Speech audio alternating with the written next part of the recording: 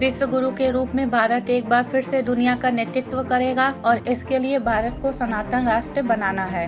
धर्मनगरी काशी से ये संकल्प देश के मशहूर उद्योगपति और मोदी ग्रुप के चेयरमैन डॉक्टर भूपेंद्र कुमार मोदी ने सभी से लेने का अनुरोध किया। उन्होंने युग संस्कृति न्यास की ओर से काशी हिंदू विश्वविद्यालय में ये आयोजित सनातन संस्कृति संवाद में ये बात कही। वैदिक विज्ञान केंद्र के सभागार में हुए इस कार्यक्रम में राजश्री के नाम से मशहूर भूपेंद्र कुमार मोदी मुख्य अतिथि के तौर पर शामिल हुए। सनातन संस्कृति संवाद की अध्यक्षता झारखंड केंद्रीय विश्वविद्यालय के कुलाधिपति प्रोफेसर जेपी लाल ने की और इस अभियान की तारीफ की। मुख्य वक्ता के तौर पर बीएचयू के वैदिक विज्ञान केंद्र के समन्वयक प्रोफेसर उपेंद्र कुमार त्रिपाठी ने शिरकत की। कार्यक्रम का संचालन मयंक चौहान ने किया। यह देखिए चंदौली से जयशंकर तिवारी की रिपोर्ट। जब आप होंगे बीएचयू में तो कैसा रहा था बीएचयू का? मैं 5 साल बीएचयू में रहा, 1965 से 1970 तक, और यहीं पे हॉस्टल में था, मौलवी में। मौलवी हॉस्टल? हाँ। तो वहाँ पे बहुत चर्चाएं होती थी। हमारा अध्यात्म का जो सफ़र है वो बीएचयू से ही शुरू हुआ, क्योंकि पढ़ाई तो होती थी इंजीनियरिंग की, और मेरे सामने मंदिर भी था जो बिरला मंदिर था। तो वहाँ बैठ के 17 साल की उम्र से ही ये था कि आगे क्या करना है, भारत का क्या होना है, दुनिया में क्या हो रहा है, वो सब पे चर्चा होती थी। और सब सब्जेक्ट पे भी चर्चा होती थी जो कि पढ़ाए नहीं जाते थे।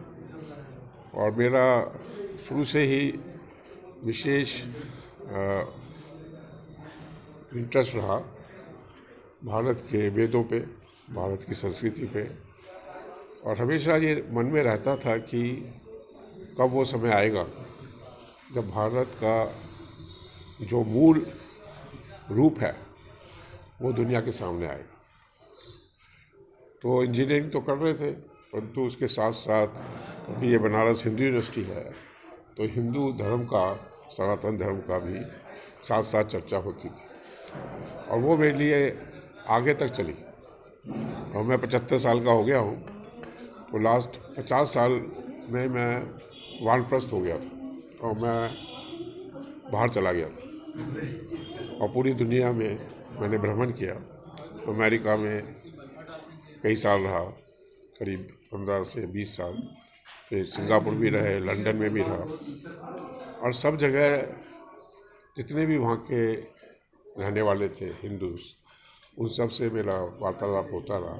वो मुझे बुलाते भी थे, क्योंकि 93 में मैंने सनातन धर्म पे किताब लिख दी थी और उससे लोगों को रुचि थी कि मैं बताऊं उनको सनातन धर्म के बारे में। अब मैं 75 साल का हो गया, तो संन्यास के उम्र में मैंने सोचा कि फिर से भारत आ जाए। और यहाँ आने पर मुझे आशीर्वाद मिला चारों शंकराचार्यों से, और उन्होंने मुझे राजा ऋषि की उपाधि दी। तो वो राजर्षि का जो वर्णन है वो गीता में भी है, और ये शब्द बहुत पुराना है।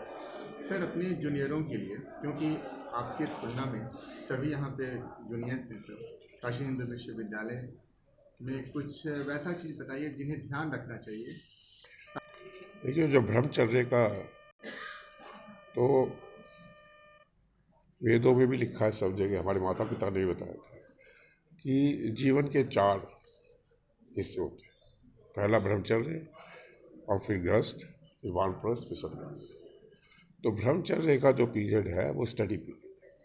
उसमें आप डिसाइड कर लेते हैं कि आपको 100 साल तक क्या करना है। सारा डिसीजन उसी समय हो जाता है। उसके लिए आप प्रिपेयर करते हैं, उसके लिए आप स्टडी करते हैं। तो जो भी जिसका विचार हो वो आपको स्टूडेंट एज में पूरी स्कीम बना लेनी चाहिए।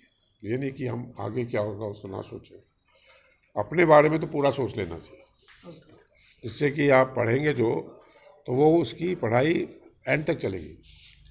आज मैंने केमिकल इंजीनियरिंग करी, वहाँ से MBA किया, PhD किया, तो मैं कहीं भी जाता था तो सबसे पहले पढ़ाई का जिक्र होता। तो इसलिए पढ़ाई का जो क्वालिफिकेशन है आपकी, वो आपके साथ कुछ भी आप करें वो आपके साथ चलती है। तो इसलिए पढ़ाई को सीरियसली लें, बिकॉज वो आपकी दुनिया को अफेक्ट करेगी, वो आपके फ्यूचर को अफेक्ट करेगी। इसलिए समय को बर्बाद ना करें। और यहाँ समय ही समय है, क्योंकि जो हॉस्टल में लड़के रहते हैं तो घर तो रहता नहीं, तो इसलिए पूरा समय या तो आप पढ़ते हैं या अपने सहपाठियों के साथ चर्चा करते हैं, तो उसका लाभ उठाएं और अपने विचारों को अपने को समझें। सबसे पहले सर एक अंतिम प्रश्न की सबसे बड़ी तो छाप हिंदू धर्म की है, और हिंदू धर्म की छाप को जब पढ़ना शुरू किया तो सनातन धर्म डिटेल में पढ़ना शुरू किया।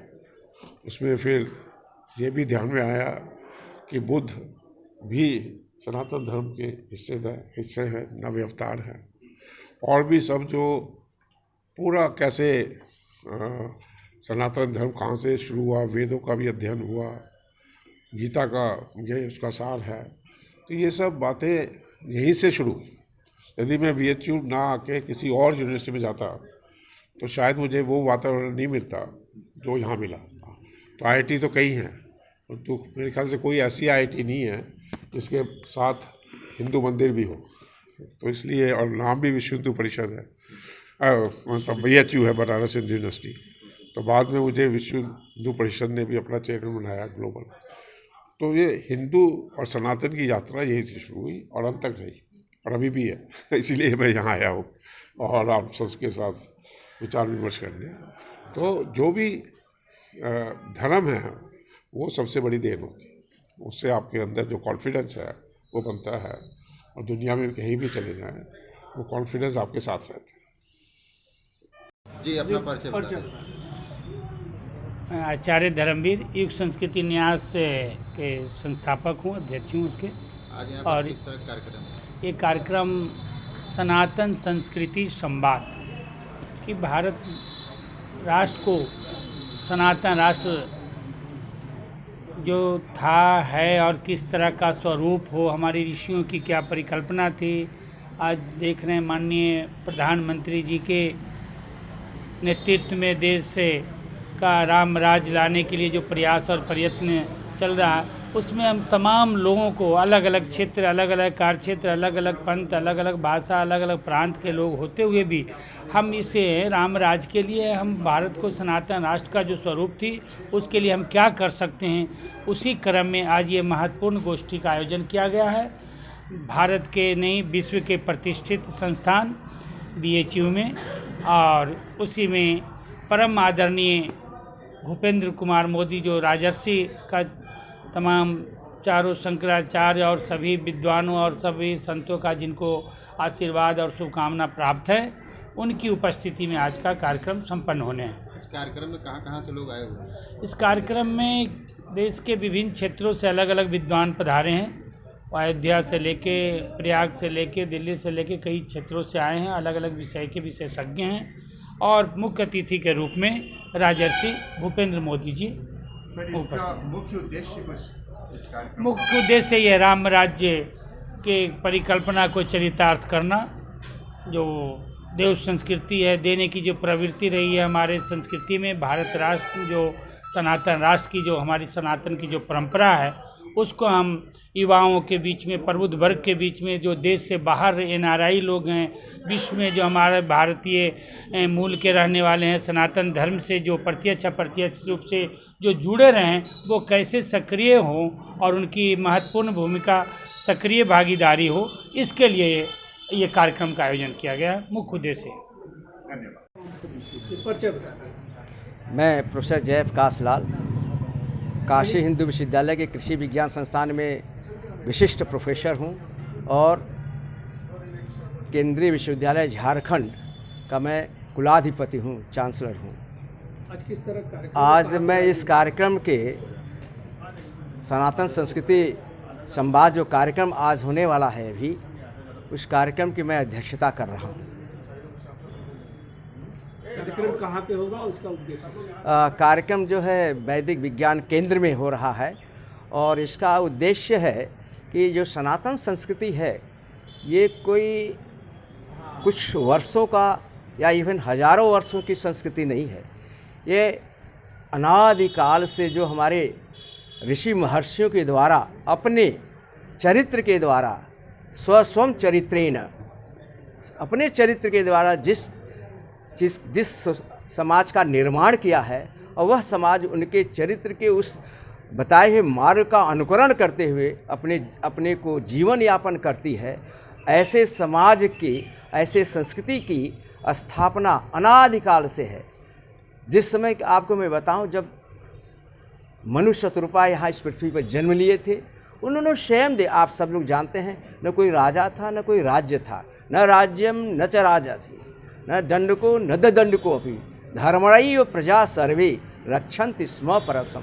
न कोई राजा था न कोई राज्य था, न कोई दंड था न कोई दंड देने का विधान था, फिर भी ये समाज कैसे चलता था? कहते धर्म का अनुपालन करते हुए, एक दूसरे का सहयोग करते हुए, हम आपके लिए सहयोग करते थे और दूसरा हमारे लिए सहयोग करता था। इसी संस्कृति, यही हमारी जो सनातन संस्कृति है, इसी संस्कृति का लोप होने से समाज में तमाम तरह की विकृति आई हैं और आवश्यकता है ऐसे ही संस्कृति का पुनर्स्थापना करने की। मुख्य वक्ता कौन? मुख्य वक्ता हमारे प्रोफेसर उपेंद्र त्रिपाठी जी हैं, जो इस वैदिक विज्ञान केंद्र के समन्वयक हैं और जिनका आज मार्गदर्शन है, जिनको विशेष रूप से जो बोलने वाले हैं वीके मोदी जी, वही इस पूरे संवाद के केंद्र बिंदु में हैं।